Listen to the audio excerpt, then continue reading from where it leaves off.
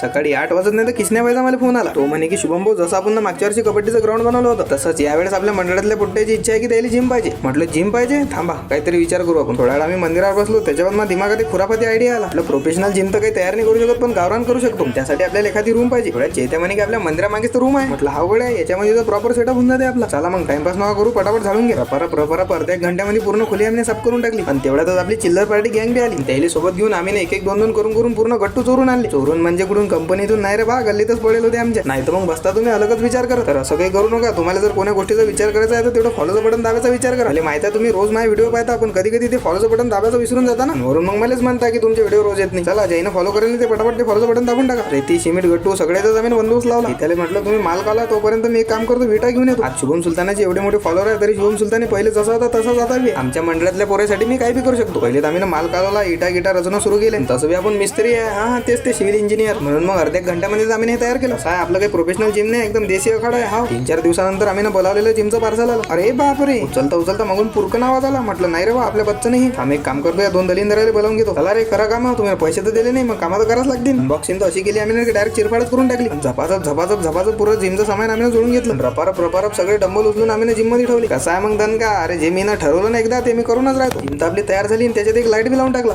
म्हटलं आता शुभ काम में देरी किस बात की. म्हटलं जाय पटकन सामान घेऊन सगळं आजच आपल्या जिमचं उद्घाटन करून टाकू.